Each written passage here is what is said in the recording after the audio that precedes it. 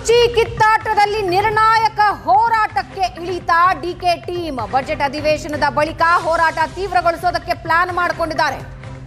ಹೋರಾಟದ ಭಾಗವಾಗಿ ಹುಟ್ಟುಹಬ್ಬದ ನೆಪದಲ್ಲಿ ಚರ್ಚೆ ಮಾಡಿದ್ರ ಖಾಸಗಿ ಹೋಟೆಲ್ನಲ್ಲಿ ಡಿಕೆಶಿ ಟೀಮ್ ರಣತಂತ್ರ ಹೆಣಿತಾ.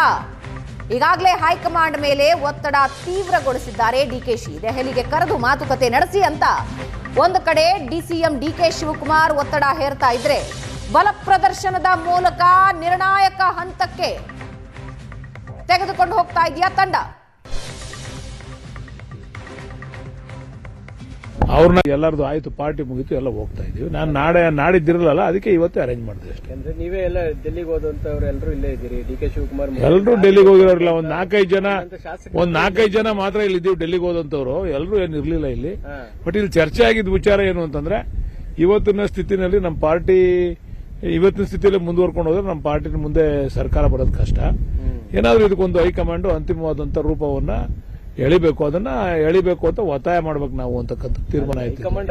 ಮಾಡಬೇಕು ಅಂದ್ರೆ ಸರ್, ತಿರ್ಗಾ ನೀವು ಮತ್ತೆ ಡೆಲ್ಲಿ ಯಾತ್ರೆ ಅದನ್ನ ಆಮೇಲೆ ಅದನ್ನ ಡೆಲ್ಲಿ ಯಾತ್ರೆ ಅಂತಲ್ಲ. ಈಗ ಅವ್ರೇನು ಹೈಕಮಾಂಡ್ ಅವ್ರೇನಲ್ಲಿ ನಿದ್ದೆ ಮಾಡ್ತಾ ಇಲ್ಲ, ಅವ್ರಿಗೆ ಗೊತ್ತಿದೆ ಕರ್ನಾಟಕದಲ್ಲಿ ಏನ್ ನಡೀತಾ ಇದೆ ಅಂತ. ನಮಗೇನಾಗಿದೆ ಅಂದ್ರೆ, ಪ್ರತಿನಿತ್ಯ ಕ್ಷೇತ್ರಕ್ಕೆ ಹೋದ್ರೆ ಬರೀ ಇದೇ ಚರ್ಚೆ. ನಮಗೊಂಥರ ಇರಿಟೇಟ್ ಆಗ್ತದೆ ಕ್ಷೇತ್ರಕ್ಕೆ ಹೋದ್ರೆ. ಅದ್ರ ಇರಿಟೇಷನ್ ಅನ್ನು ತಪ್ಪಿಸಬೇಕು ಅಂತ ಹೇಳಿ ಹೈಕಮಾಂಡ್ ಮನವಿ ಮಾಡಬೇಕು. ಅದನ್ನ ನೋಡೋಣ ಮುಂದೆ ಯಾವ ರೀತಿ ಇದು ಮಾತಾಡ್ಬೇಕು ಹೈಕಮಾಂಡ್ ಬಗ್ಗೆ. ಅದ್ರ ಬಗ್ಗೆ ದೆಹಲಿಗೆ ಹೋದಾಗ ಸಿಎಂ ಡಿಸಿಎಂ ಕರೆಯುವಂತ ತೀರ್ಮಾನ ತನಕ ಹೋಗಿತ್ತು. ಆಮೇಲೆ ಸೆಷನ್ ಇದ್ದ ಕಾರಣಕ್ಕಾಗಿ ಬೇಡ ಅಂತ ಆಗಿತ್ತು.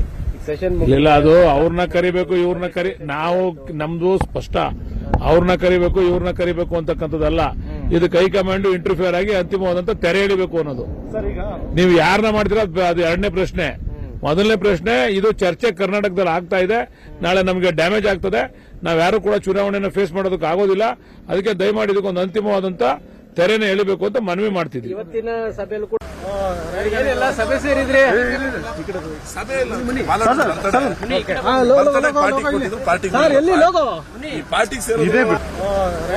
ಸಭೆ ಸೇರಿದ್ರೆ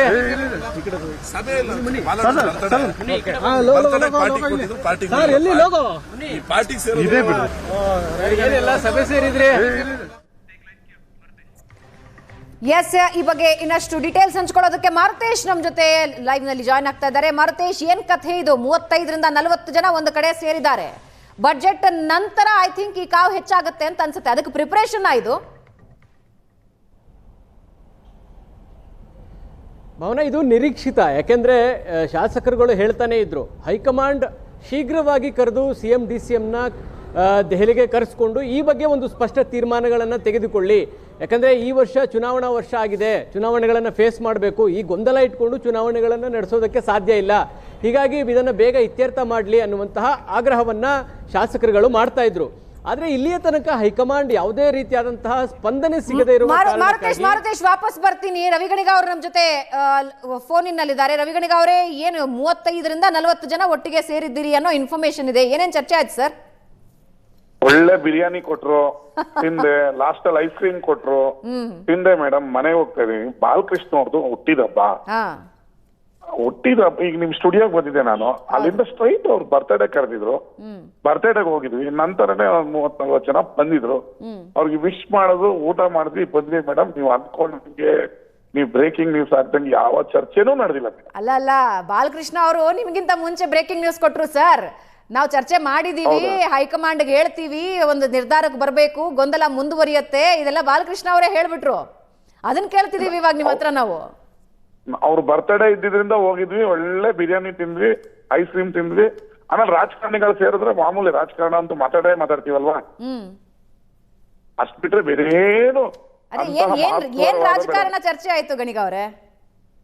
ಹಿಂಗೆ ಇರ್ತದಲ್ಲ ಮೇಡಮ್, ನಮ್ ಕ್ಷೇತ್ರದಲ್ಲಿ ಏನಾಗ್ತದೆ, ನಿಮ್ ಕ್ಷೇತ್ರದಲ್ಲಿ ಏನಾಗ್ತದೆ, ಏನು ಎತ್ತ ಹೆಂಗೆ ಏನು ಅಂತ ಇರ್ತದಲ್ಲ.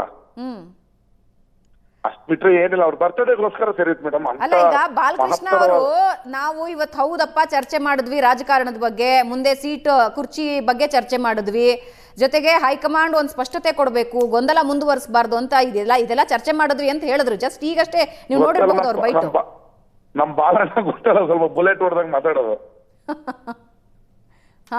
ಏನ್ ಹಂಗೇನಿಲ್ಲ ಮೇಡಮ್. ಆತರ ಇದ್ರೆ ನಾವೇ ಪ್ರೆಸ್ ಮೀಟ್ ಮಾಡಿ ಹೇಳ್ತೀವಿ. ಆತರ ಮುಚ್ಚು ಮರೆ ಏನ್ ನಿಮ್ಮ ಹತ್ರ ಇಟ್ಕೊಳ್ಳೋದೇನೇನು ಏನಿಲ್ಲ ಮೇಡಮ್. ಈಗ ಕನಕೋತ್ಸವದಲ್ಲಿ ಸೇಮ್ ಟೀಮ್ ಇತ್ತು ಅಂತ ಅಲ್ವಾ? ಈಗ ಮತ್ತೆ ಅದೇ ಟೀಮ್ ಒಟ್ಟಿಗೆ ಸೇರಿದಿರಿ ನೀವು, ಅಷ್ಟು ಜನ ಒಟ್ಟಿಗೆ ಸೇರಿ ಸುಮ್ಮನೆ ಏನು ಮಾತಾಡದೆ ಬರೀ ಕ್ಷೇತ್ರದ ಬಗ್ಗೆ ಮಾತಾಡ್ತೀರಾ ಅಂದ್ರೆ ನಂಬೋದಾ ರಾಜಕಾರಣದಲ್ಲಿ? ಕನಕೋತ್ಸವದಲ್ಲಿ ಅವ್ರು 135 ಜನಕ್ಕೂ ಕಾರ್ಡ್ ಕೊಟ್ಟಿದ್ರು, ಅದ್ರಲ್ಲೇನು ಸುಳ್ಳಲ್ಲ. ಕೆಲವರು ಇದ್ದಾರೆ, ಕೆಲವರು ಬಂದಿಲ್ಲ. ಈಗ ಅಶೋಕ್ ಪಟ್ಟಣದಿಂದ ಹಿಡಿದು ರವಿಶಂಕರ್ ಇಂದ ಹಿಡಿದು ಎಲ್ಲಾರು ಬಂದಿದ್ದಾರೆ. ಹಂಗಂದ ತಕ್ಷಣ ಸಿಎಂ ಚುನಾವಣೆಗೋಸ್ಕರ ಕನಕೋತ್ಸವ ಬಂದಿದ್ದಾರೆ ಅಂತ ಆಗ್ತೈತಾ? ಹಂಗಾದ್ರೆ ಇಲ್ಲಿ 35ರಿಂದ 40 ಜನ ಬಿಟ್ಟರು ಬೇರೆಯವ್ರಿಗೆ ಯಾರಿಗೂ ಇನ್ವಿಟೇಷನ್ ಇರ್ಲಿಲ್ಲ ಅಂತ ಆಯ್ತು. ಅವ್ರು ಈಗ ಬರ್ತಡೇ ಮಾಡ್ತಾರೆ.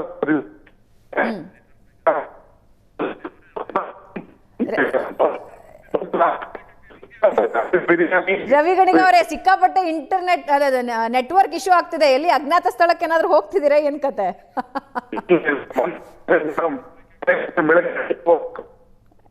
ಓಕೆ ಓಕೆ ಓಕೆ ಓಕೆ ನಿಮ್ಮ ಧ್ವನಿ ನನಗೆ ಸರಿಯಾಗಿ ಕೇಳಿಸ್ತಾ ಇಲ್ಲ. ರೀಕನೆಕ್ಟ್ ಮಾಡೋ ಪ್ರಯತ್ನ ಮಾಡ್ತೀವಿ.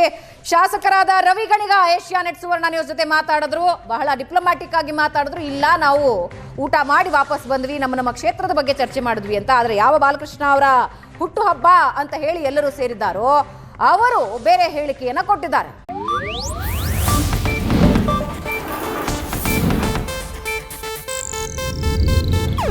ಇದು ಏಷ್ಯಾನೆಟ್ ನ್ಯೂಸ್ ನೆಟ್ವರ್ಕ್ ಪ್ರಸ್ತುತಿ.